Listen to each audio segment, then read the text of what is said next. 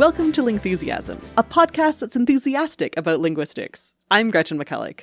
And I'm Lauren Gawne, and today we're getting enthusiastic about irregularity and the consistent inconsistency of language. But first, we have new merch. Okay, backstory. So we've used the metaphor of a musical instrument several times when talking about how the human vocal tract is organized and how you can change the shape of your mouth as the air is on the way out, which changes what the air sounds like, which is true for both the mouth and a musical instrument. We've used a couple of different musical instruments as metaphors: the meat clarinet, the meat bassoon, the meat bagpipe.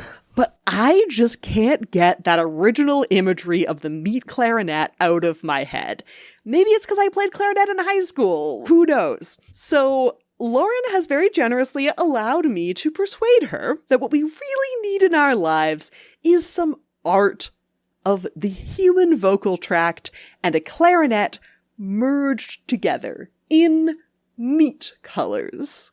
To be clear, you need this in your life. This art is deeply cursed and I will not be buying any. This art speaks to my soul.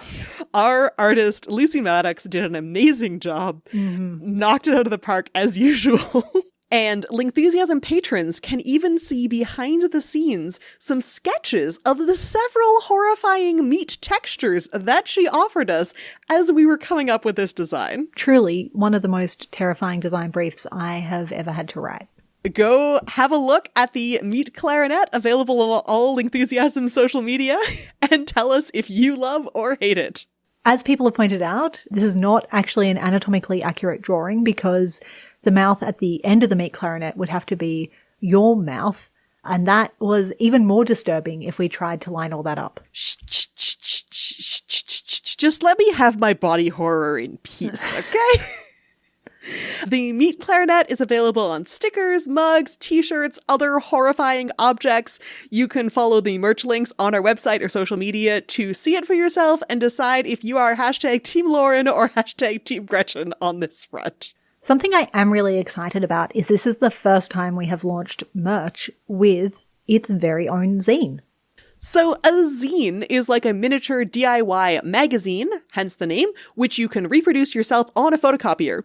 We've been experimenting with making zines about linguistics over the past couple months so that we have something to give out to people at conferences and other types of events. And we're making all the Lingthusiasm zines available as PDFs on the Lingthusiasm website, so you can print them out yourself if you want to spread the joy of linguistics. We've heard from a lot of listeners over the years that Lingthusiasm helped you get into linguistics, and now you're trying to share that with your friends, family, classmates, but sometimes it can be a pretty big ask to get someone to listen to a whole half-hour episode, so what if you could just hand them a fun little mini zine with illustrations as an easier starting point?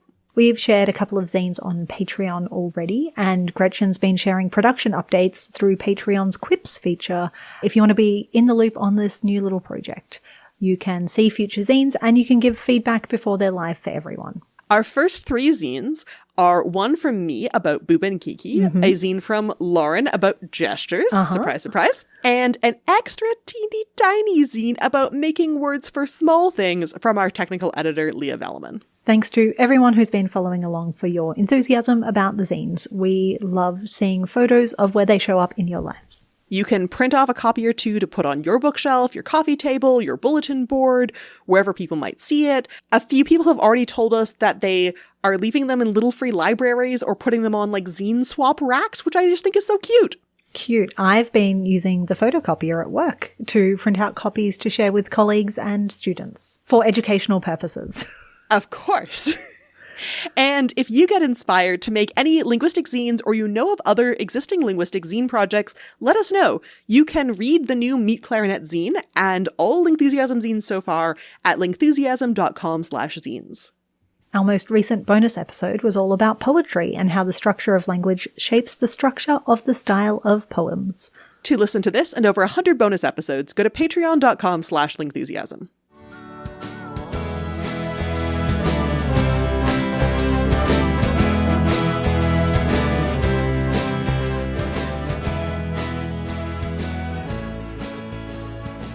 Language loves a pattern. So, Gretchen, we're going to do a pattern recognition pop quiz. Are you ready? I love a pattern too. Dog and dogs, cat and cats, chicken and... chickens.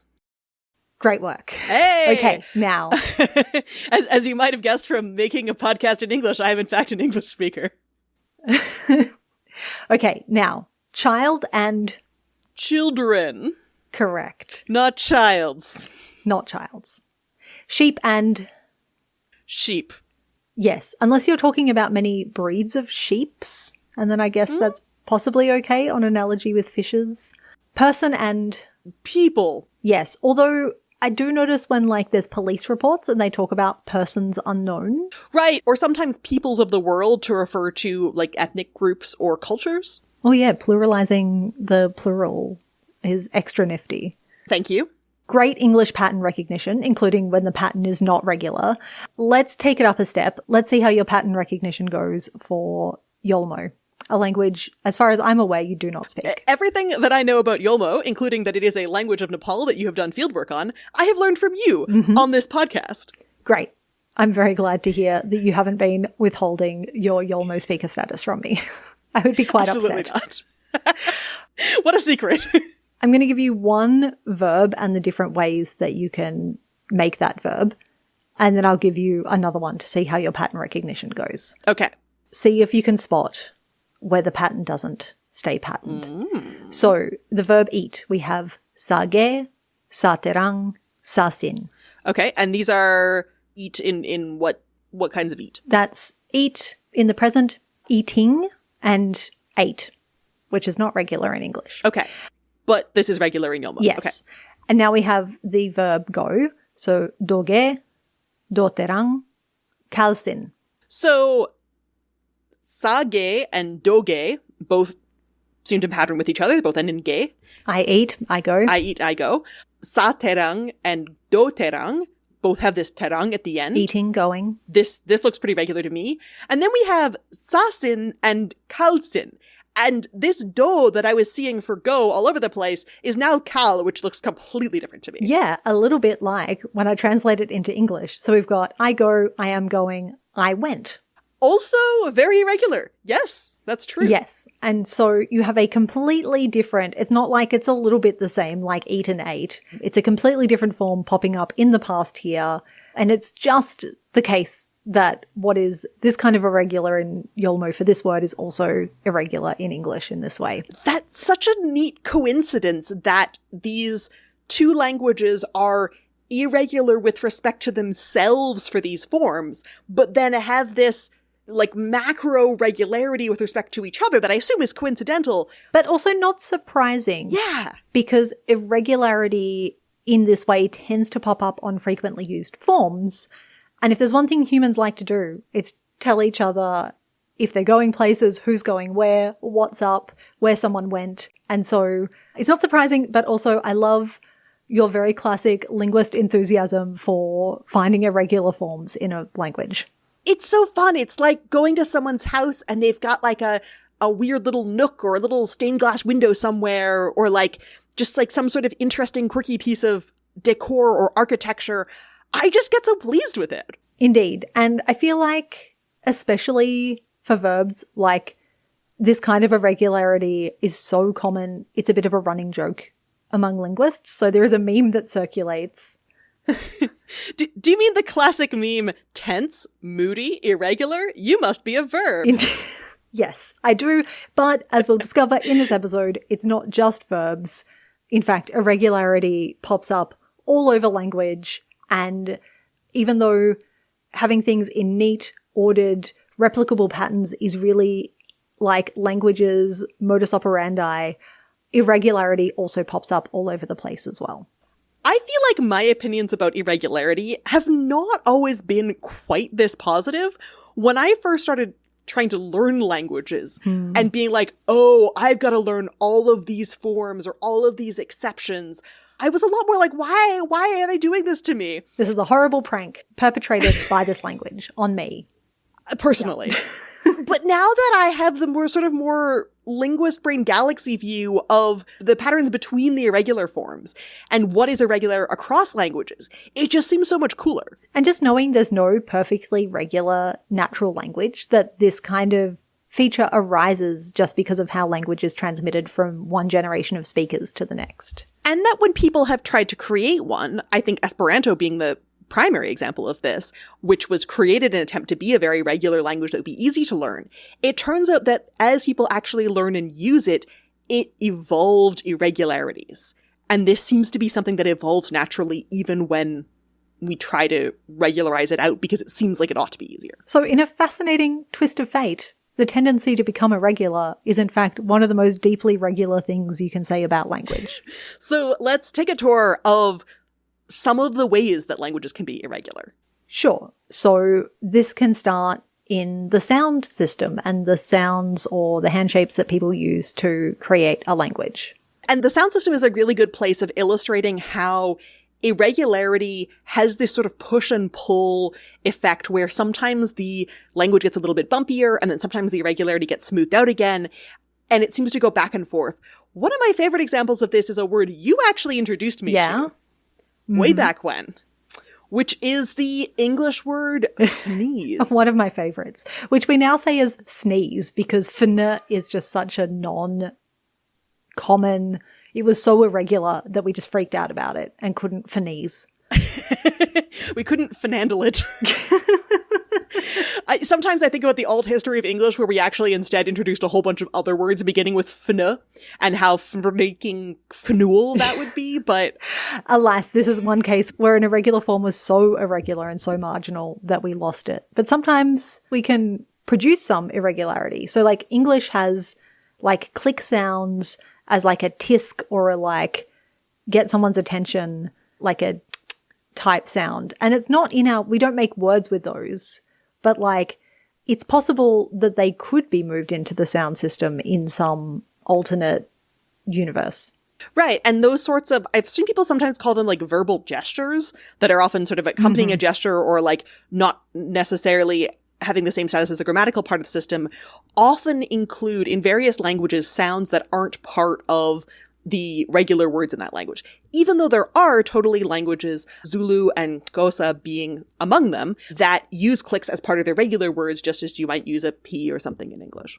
And the way sounds are spread out in a language can be irregular, although in English it happens in very regular ways. So the ng at the end of words like hang is only ever at the end of words in English, whereas it can be at the beginning of words in other languages. And if we had enough contact between English and Vietnamese, where ng is a totally reasonable beginning of a word, we could end up borrowing enough words from Vietnamese that this would become possible at the beginning of words in English. Okay, we need to add like 100 words from Vietnamese, 100 Tibetan words, and maybe like 100 Australian Aboriginal language words and like really cement this and smooth out that irregularity.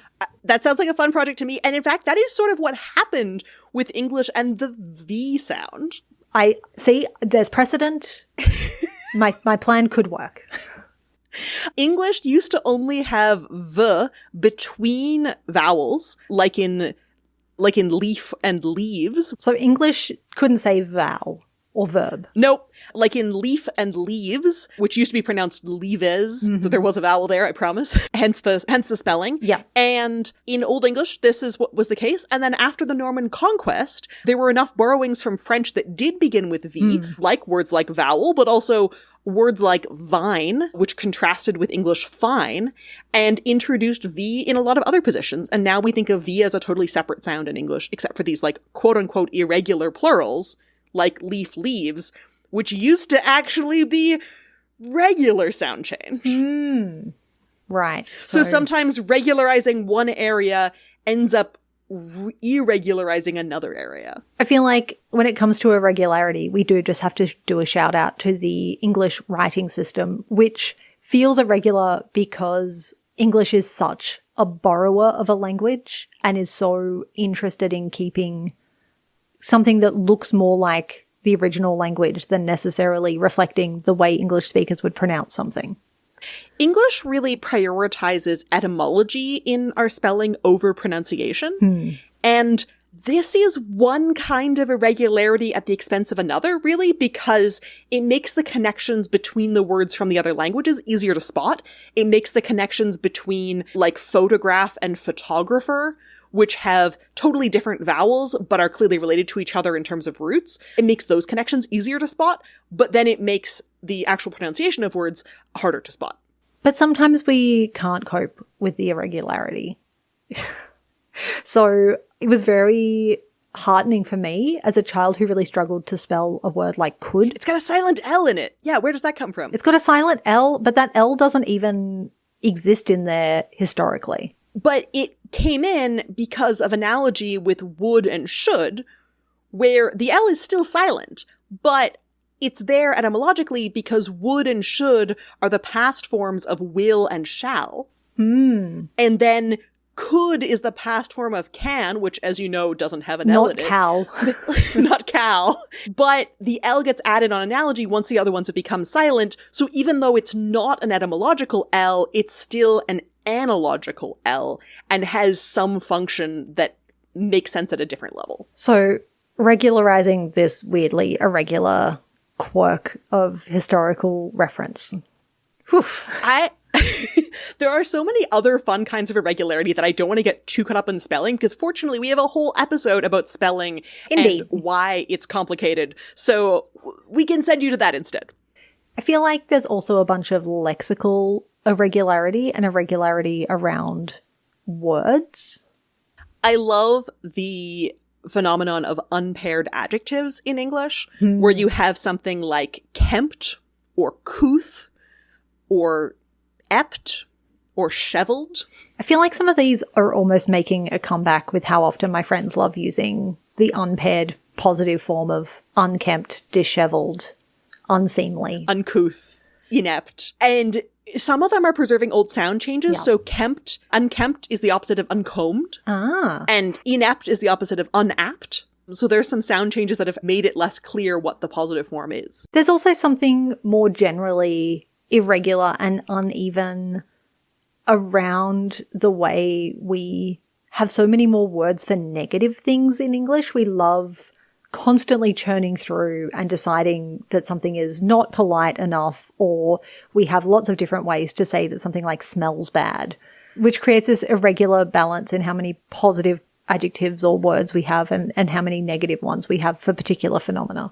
This is related to a phenomenon known as the euphemism cycle, which was named by a linguist named Sharon Henderson Taylor in 1974. So the euphemism cycle has been going on for a while, where as something is associated with a negative word, it feels like it takes on those negative properties in the minds of its audience, and then people start using another word to like have fewer of those negative connotations. But because the original concept still has those negative connotations, eventually that word too becomes tainted by the negative connotations of being dirty or otherwise stigmatized. And then we have to invent another word that becomes a little bit safer as a way of returning to that concept until it too, joins that cycle. And so you see how different forms of irregularity are created or repressed or expanded because of different mechanisms. This is one really productive one for words and why we have more words for some things than others. Can we talk about my favorite kind of irregularity? Sure. I think it's time. You've been very patient. This is irregularity of grammatical forms, also sometimes called paradigmatic irregularity. And we talked about this a little bit at the beginning of the episode, the sort of cats, dogs, children, goes, going, went type of irregularity. And there is just so much of it in different languages. Indeed. And so with these grammatical forms, you often have a neat little grid of options. So we've done cat and cats, dog and dogs. For verbs, you've got walk, walks, walking, walked. And this neat little grid of options is called a paradigm.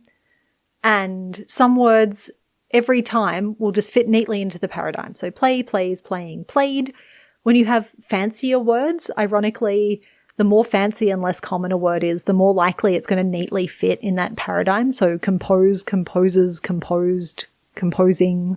If we coin a new word, it's very likely to be found in the same regular paradigm. So something like, smize, smizes, smizing, and smized, Don't you smize at me. That's more recent words are more likely to be in this very regular paradigm. You do have some sort of relatively rare archaic words that sometimes are still irregular, but have been around in the language for a long time. I'm thinking of something like smite, smote, smitten. Cute. I always forget that smitten. I always think of it as like its own thing, and I always forget it's the past tense of smite. Yeah, it's like literally love struck. I love it. Which makes sense if you think about it as belonging in its own little sub-paradigm grid with write, wrote, written. Exactly. But it's not the bog standard one. In fact, like frequent, the thing that's really hard about this is you actually do want to reach for more fancy verbs or words when you're going through this paradigm, because the more common something is, like eat, ate is irregular, go, went is irregular.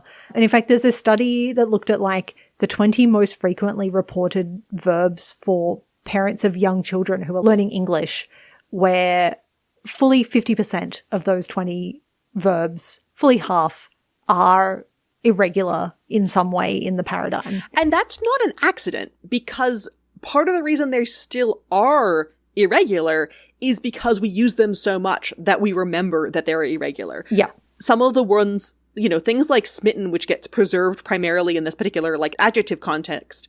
I wouldn't be surprised to say you hear someone use smited as the past tense of smite, because we've kind of forgotten, or at least some people have kind of forgotten, that it had other irregular forms.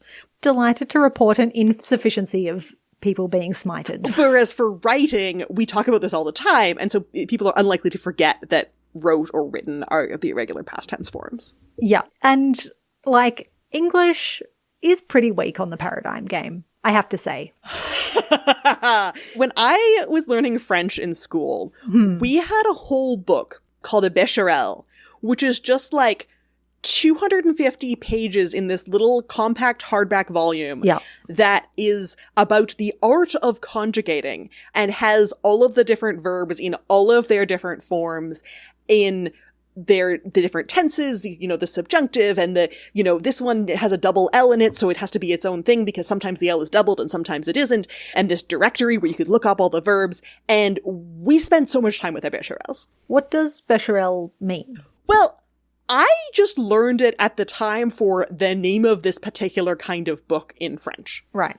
But I looked it up for this episode, and apparently Becherel was actually a guy. Oh. Louis Nicolas Becherel, born in 1802 in Paris, was a French lexicographer and grammarian. With help from his brother Henri, he wrote the first of these reference guides to French verb conjugations.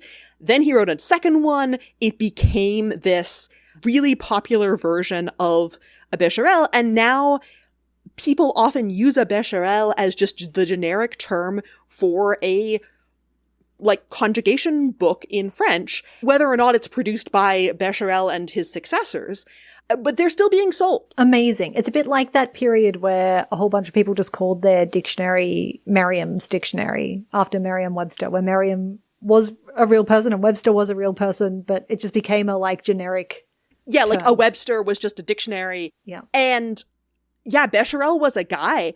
And I remember, I still have my Becherel. It's sitting on my desk. I'm looking at it right now from high school. I haven't cracked it open in a while because these days when I need to do the conjugation of verb, I can just look it up online. Like spell check has a lot of them. Yeah. But apparently they're still being sold. I expect probably for the same use that I used mine for, which is that we were allowed to have a Becherel for French tests in the exam room because you couldn't just let people look up anything on the internet, but you could look up the relatively limited conjugation table. So that's probably why apparently millions of them have been sold in Canada. I would not be surprised. Whereas for an English learner textbook, you might find one page at the end that lists those, 10 to 20 really common irregular verbs that people are going to encounter. Whereas in English, there's just so much less happening with what you can add into a verb and so much less irregularity in that we don't need a full Becherel. I've actually been volunteer teaching an English as a second language class, which is a fun activity for recent arrivals to Canada that I've been involved with lately. And the textbook that we've been using has one page of here's the irregular verbs you need to know. Eat, ate, eaten, go, went, gone. Amazing. And there are a few others that aren't on this one page that are rarer verbs that they've decided the students don't necessarily need to know yet. Yeah. But it's probably 2 pages. I remember trying to find a Becherel equivalent for English and just being like, this doesn't exist. This can't exist. We don't need it. We don't have so much going on. I mean, so like if your language has like a gender distinction on the verbs and that has irregularities, you're going to have to account for that. That just doesn't come up in English. Well, and a lot of the ways that English makes compound tenses are things like, I would have been able to go. Yeah. And when you have all of those words being stacked onto each other, or I had been being perceived, the had been being part does make a compound meaning, but isn't irregular because they're all individual words that are stuck together. We've been giving verbs a really hard time, but to be clear, it's not just verbs that show irregularity. I mean, a big shout out to pronouns where the first person forms in our little paradigm are I, me, my, mine. But it does trace back to Proto-Indo-European. Huh. So it's been irregular for a very long time, because that's a very long time in human language. You get like ego, me, meus, things like that in Latin. You get this sort of like parallel showing up in a lot of different Indo-European languages historically. And similarly for other parts that aren't quite regular in modern day languages, they trace back to something that was also irregular a long time ago. So for nouns, if you take the word for hand in French and Spanish and Italian as well, I think, the word is la main or la mano, which is a feminine word that looks like, from the ending, like it should be a masculine word, like un and no and o are both very masculine looking endings. And that's because it comes from a Latin word, manus, which was already looking like it should have a masculine ending, but actually being a feminine word. So it's preserving this aspect of the older language, even though it's not something that looks regular from a one day view if you're only looking at the present day. It's so great how irregularity becomes this like fossil trace that lets you tell this bigger story of a language. When I was learning Italian very briefly, we got introduced to this unit of gender-changing body part nouns. Mm-hmm. Where there's a whole bunch of body part nouns in Italian that are masculine in the singular and feminine in the plural. Right. Like il braccio, which becomes le braccia. Yeah. Which means arm, arms, or il dito, le dita, which is fingers. And I took one look at this and I was like, I bet these words were neuter in Latin, because the neuter plural in Latin, like datum, data, right, looks like the feminine. And modern day Italian doesn't have a neuter anymore, but because body parts were so frequent as words, they didn't quite get ironed out into looking regular. Yeah. And I looked up the etymology. It turns out, yes, this is what happened. They didn't quite get ironed out into being regular because they were so frequent that the language could support this seeming irregularity that tells a story about where these words came from. And a lot of our sources of irregularity reflect little fossils of these older systems. So like buy, bought, teach, taught is an older form of doing tense change in English that we've only kept in a handful of verbs. And the cool thing for me about learning German, this is really turning into Gretchen's language learning adventures. I love it. Was that a bunch of the words that I'd always thought as these sort of weird irregular pockets in English had a similar irregularity going on in German, because this vowel change alternation is a systematic Germanic thing. Sometimes sources of irregularity can be not because it stayed stable, like that stayed stable since something before English and German were separate languages. Sometimes it can be because things are coming into the language. Like I think a lot about how people can get anxious about whether the plural of emoji is emoji or emojis. And it depends on whether you are treating it like other Japanese words that we've brought in, like sushi, which we keep in the singular and treat like a mass noun. So you don't say sushi in English. Yeah. You say pieces of sushi. But with emoji, we're at this point where it's like, there are many emoji or there are many emojis, and they're kind of both up for grabs at the moment. When I was writing Because Internet, people were asking me like, oh, you're writing a book about internet language. Like, should I pluralize emoji as emoji or emojis? And at the time, I chose to use emoji as plural for that book because that was what people who are more familiar with the emoji history in Japan were doing. And it sort of indicated that I was familiar with that history as well. Yeah. But I honestly think that if I were writing it now, I would be more likely to say, look, the pendulum is swinging. More people are saying emojis now. Maybe I should go with where usage is currently heading rather than preserve this more historical approach. And that hasn't been that long since I wrote that book. But things change. We also sometimes make things more irregular to match up more closely with something that already is irregular. So on analogy with something that already exists.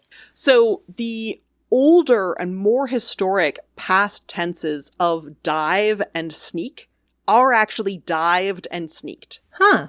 But you would have a hard time convincing modern day English speakers of this because dove and snuck have become so common by analogy with similar English past tenses like teach and taught or thrive, throve, that dove and snuck feel like they should just be there because they're like other words in English. So the answer to why things are irregular is that sometimes we like them. The existing irregular stuff has a gravitational pull. And while I don't think this is necessarily a productive source of irregularity, I do just need to give a big shout out to the most important category of irregularity, which is jocular irregularity, where people deliberately play around with the form of a word. I think this is so much fun.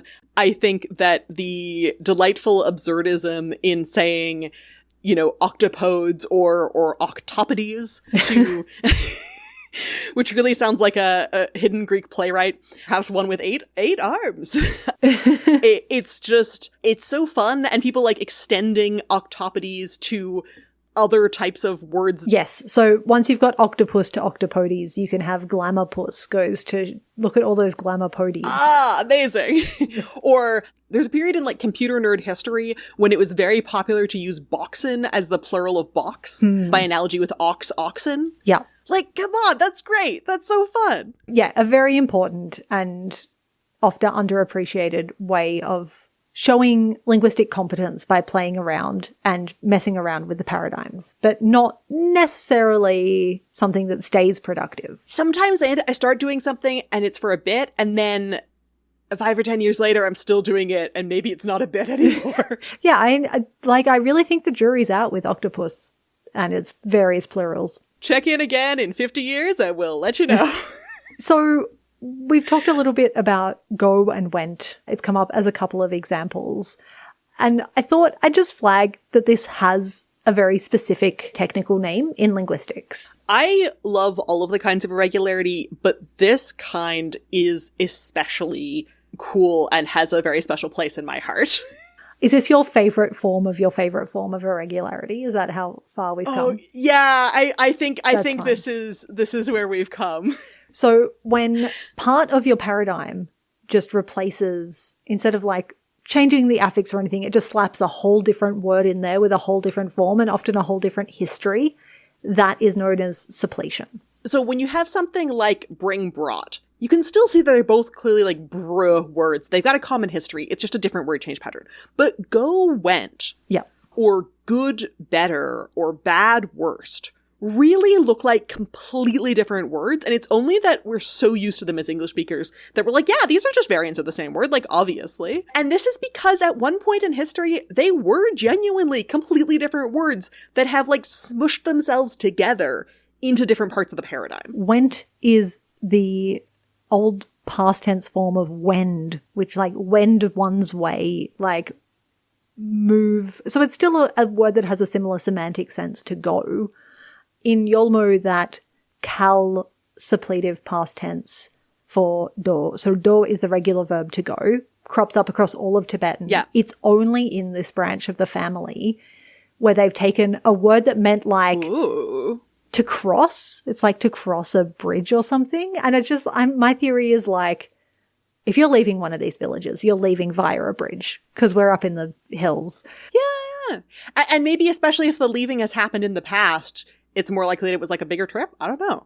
Who knows? But it's, they crossed, somehow became the preferred form of they went, similar to English. Do you think wend one's way is related to wine? Yes, it is. I did check the etymology of wend before this. So like wend and wind you can still see all these like historical threads for wend, and we've just jammed it into one of our most common verbs as part of its paradigm. Amazing. Also, just a big shout out to copulars. So this is the is, are, were, being massive cluster of suppletion in English. Copulars do tend to be a bit of a suppletion or even just irregularity magnet because they are such high frequency words in languages that have copulars.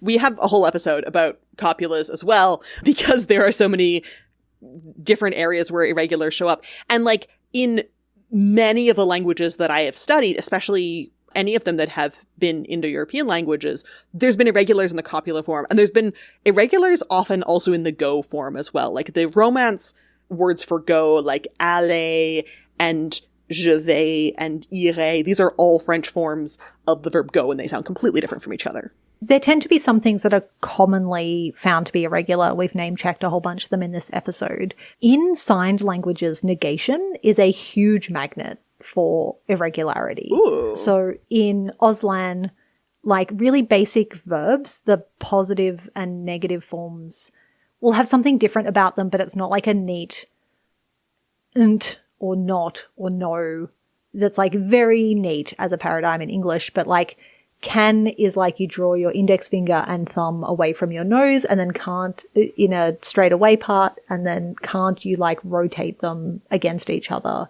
So same articulators but a different movement. And that's not systematic across other negative forms. No, it's like want and don't want. Again, same hand shape, different direction and motion.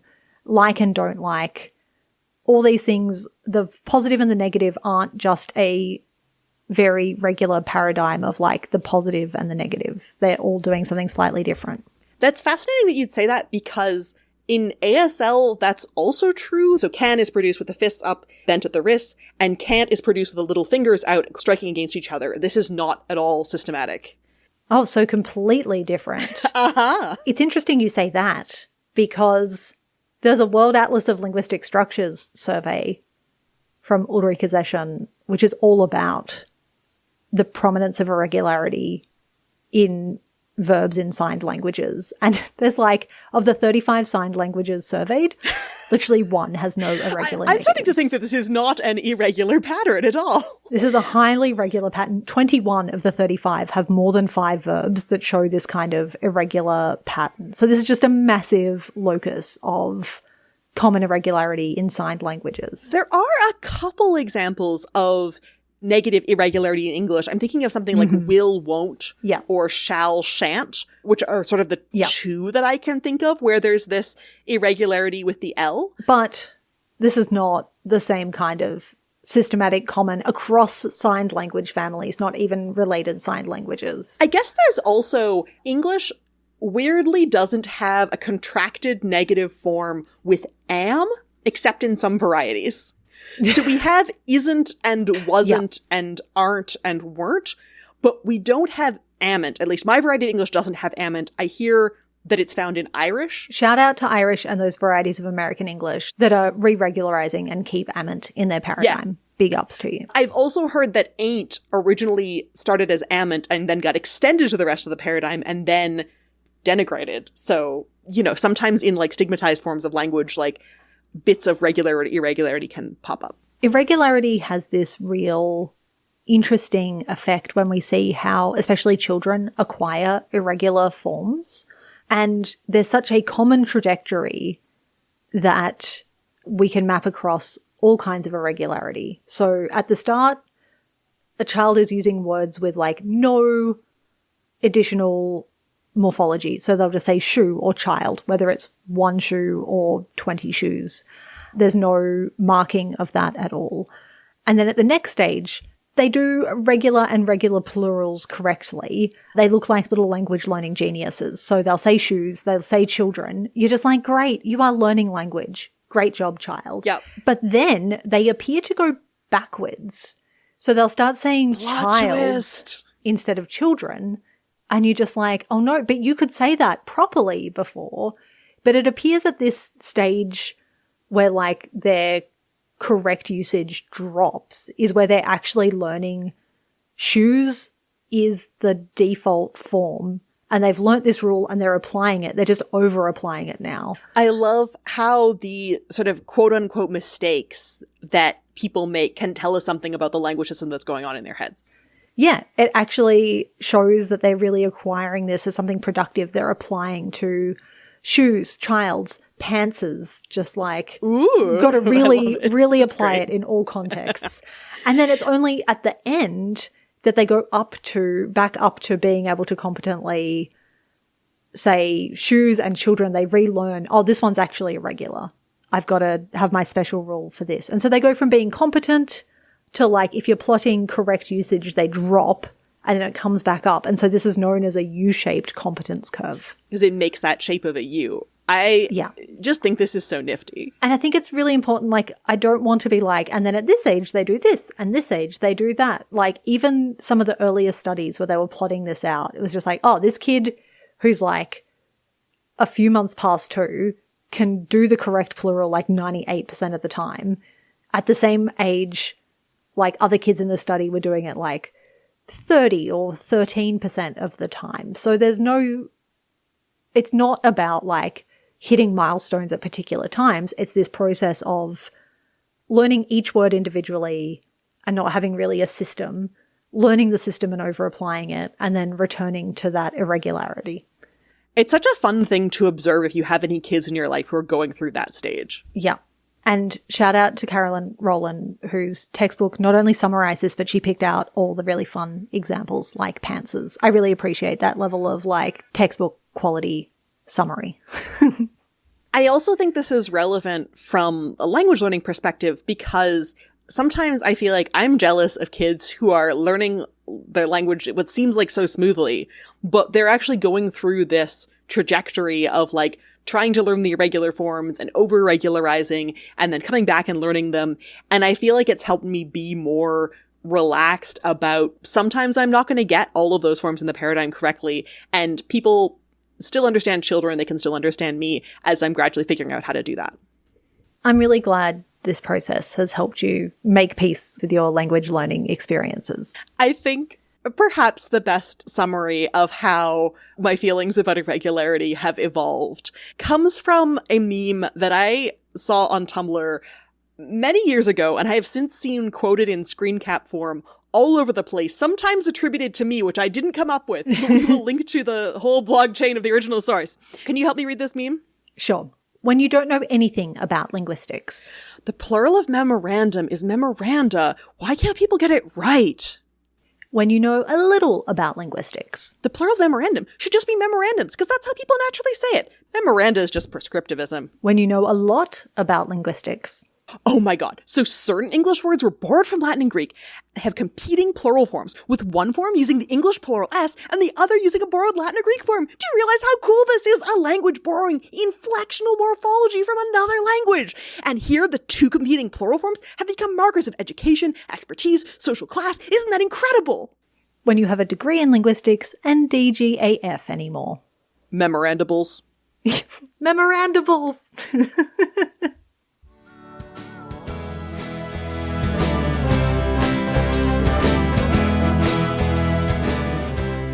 For more Lingthusiasm and links to all the things mentioned in this episode, go to lingthusiasm.com. You can listen to us on all the podcast platforms or lingthusiasm.com. You can get transcripts of every episode at lingthusiasm.com/transcripts. You can get linguistic zines at lingthusiasm.com/zines. And you can follow at Lingthusiasm on all the social media sites. You can get merch with lots of linguistics designs on it, including our new and deeply cursed meat clarinet drawing, which also comes with its own mini zine at lingthusiasm.com/merch. I can be found at GretchenMcCulloch.com, and I'm on social media as GretchenMcCulloch.com on Blue Sky, at Gretchen.McCulloch on Instagram. My blog is allthingslinguistic.com, and my book about internet language is called Because Internet. My social media and blog is Superlinguo. Lingthusiasm is able to keep existing thanks to the support of our patrons. If you want to get an extra Lingthusiasm episode to listen to every month, our entire archive of bonus episodes to listen to right now, or if you just want to help keep the show running ad-free, go to patreon.com/lingthusiasm or follow the links from our website. Patrons can also get access to our Discord chat rooms to chat with other linguistics fans and be the first to find out about new merch and other announcements. Recent bonus topics include the linguistics of poetry, deleted scenes about Czech with Danny Bate and the mysterious Voynich manuscript with Claire Bowen, and The Lingthusianist, a crossover chat with Helen Zaltzman of the Illusionist podcast. Can't afford to pledge? That's okay too. We also really appreciate it if you can recommend Lingthusiasm to anyone in your life who's curious about language, or leave us a nice review, like this one from @code, who said, "Learning and loving it. As someone that's always lay on the fringe of linguistics, using it consciously in my work but never quite understanding the building blocks of it all, this podcast has been invaluable. Great chemistry between the hosts, sharing accessible and fun insights. I could not recommend it more strongly." Aww. Lingthusiasm is created and produced by Gretchen McCulloch and Lauren Gawne. Our senior producer is Claire Gawne. Our editorial producer is Sarah Doppiarella. Our production assistant is Martha Tsutsui Billins. Our editorial assistant is John Crook. And our technical editor is Leah Vellman. Our music is Ancient City by The Triangles. Stay Lingthusiastic!